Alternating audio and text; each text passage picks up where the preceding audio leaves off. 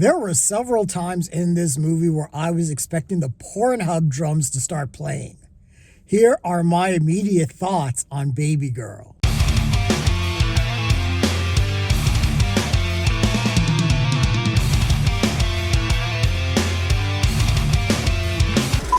I just want to hit a few goals. 1,000 subs. That's it.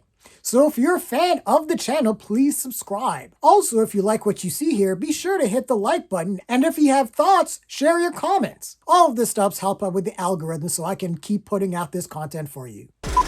Hey everyone, this is Lenny here. So I just got out of Babygirl. This is the new erotic thriller written, directed by Halina Reijn. She brought us Bodies, Bodies, Bodies, which I really liked. That was a lot of fun. But this is a completely different turn from what she did in that previous movie.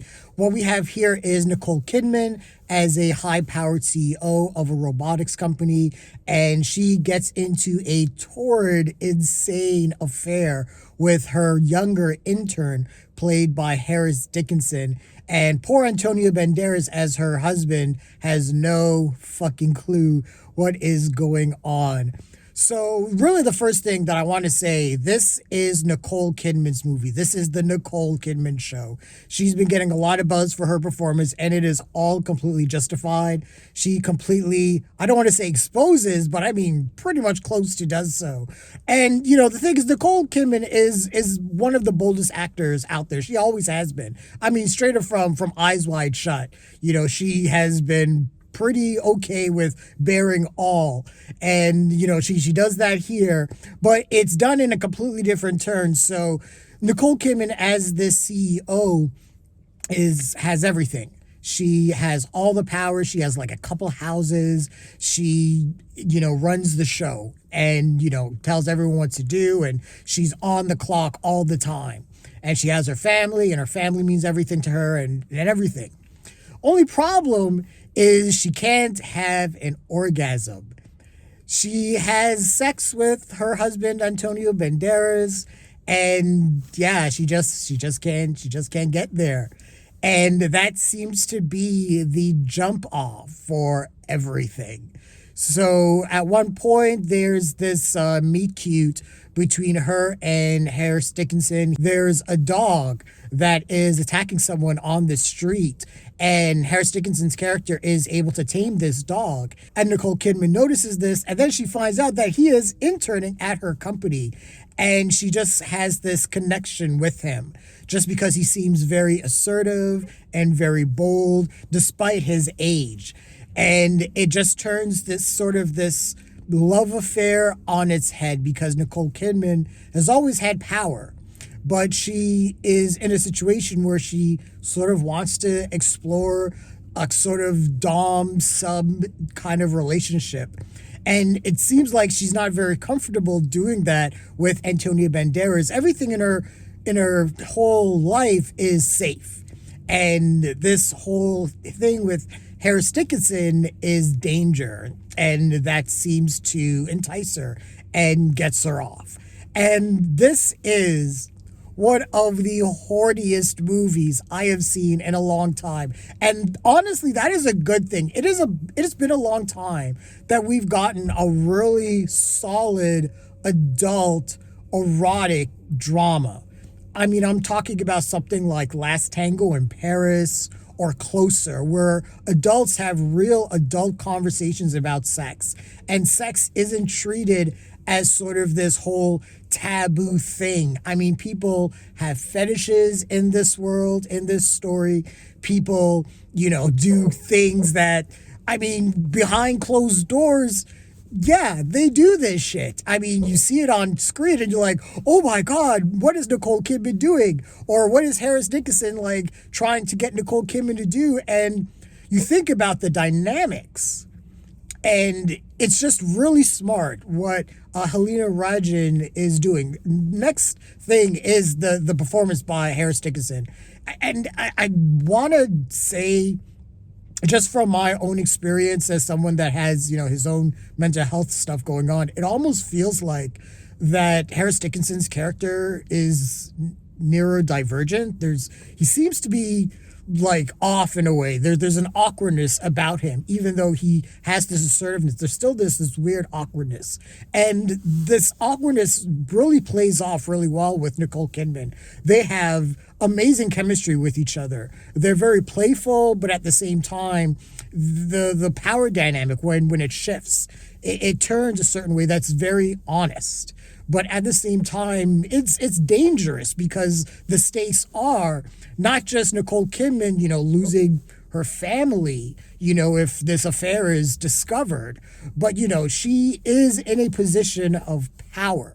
So, if this comes out, then, I mean, this movie is like sexual harassment on celluloid. There's so many things going on that the HR department would be like, nope, you're fired. You're fired. We need to get you the fuck out of here. And this movie just takes a lot of really honest twists and turns that I really didn't expect this movie to do, because when it comes to sex in movies, especially, in the West, especially with American cinema, it's very tame. Violence. We'll shoot 1,000 people. We'll have Deadpool and Wolverine, just destroy thousands of people, and we'll see bodies everywhere, and we'll see Art the Clown just rip people to shreds. That's all okay. But sex is still this weird thing, especially in cinema, that people are like, ooh, I don't want to go too far to, explore things in this manner or talk about things in this way. But, we're adults, and it's nice to have an adult movie about people talking about they can't orgasm, or, people, having desires and fetishes about, just basic stuff. I mean, not even getting this movie doesn't even get into things like BDSM, and it's just more, even though they do play on things like safe words and things like that, but it's just an honesty in terms of how sex is presented in this movie. And the movie doesn't villainize anyone. All the characters are very complex. Antonio Banderas plays the theater director, husband, and he's so nice. And that seems to be the problem. He's so nice and he's so loving to Nicole Kidman. And Nicole Kidman is at a point, it seems like, in her life that's not what she's looking for. So when Harris Dickinson shows up in her life and he presents himself the way he does, things just pop off and you just can't get away from it. And I really like how this movie is shot. The scenes are really close and intimate, especially when you get into the more erotic scenes. They really pull in close on like faces, on Nicole Kidman's face, and just to see her expressions, and again just the awkward playfulness of it all, and just the confusion of being in this relationship. And there's also a bit of past history with Nicole Kidman's character. It sort of alludes to that she may have been part of a cult when she was younger, and that may have sort of fucked with her mind a little bit too. And that's the thing too, that this movie, presents everyone as fucked up people. Like, no one really gets off scot-free. Esther McGregor plays Nicole Kidman and Antonio Banderas' daughter. She's lesbian. She has her own flaws as well. And she's really good in this movie. And she has a very tender relationship with Nicole Kidman. And, Halina Reijn is really good with her actors. And we see how this family, really do love each other despite, what Nicole Kidman is doing.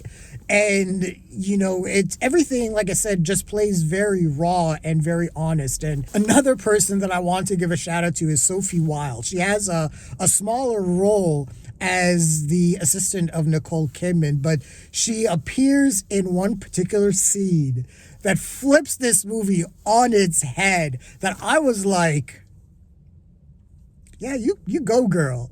And there's a lot of that in there because this movie, is about women in power and women in the 21st century and sexuality and how we see it as men and how women see it and how that dynamic plays out. And there's actually a really interesting conversation that happens in a pivotal moment where a character talks about, we can't think about sexuality in such archaic ways anymore.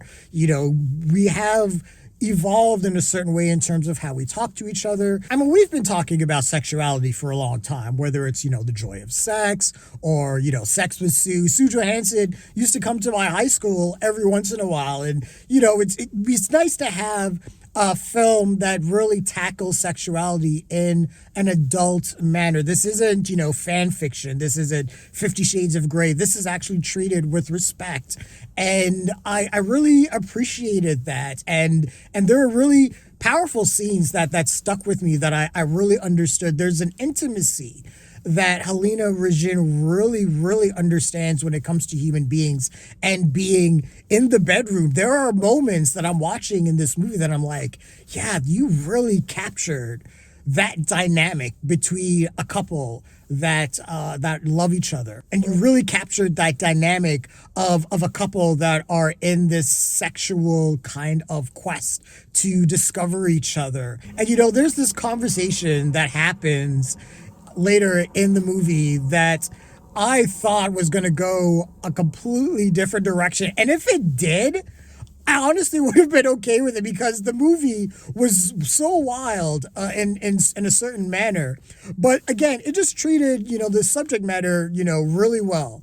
And just the acting performances from everyone was outstanding. The direction was great. This is one of the best written movies of the year. The dialogue is just great and bang on. And like I said, really raw and honest. And again, it's just great to have an adult movie that talks about adult themes in an adult and mature way that doesn't talk down and doesn't, try to, vilify how people feel about sexuality and about, their kinks, because we all have them, man. We all got kinks. Anyone that, walks out of this movie and is like, oh, for shame, I'm sorry, man. Go touch grass, because people have sex and people do fucked up shit in the bedroom behind closed doors consensually. And that's just the world, man. That's how it is. So, but yeah, I love this movie. This was a lot of fun. There are moments of awkward comedy in this drama as well. But yeah, this is a high blockbuster. Acting performances are great. Direction is amazing. The writing's great.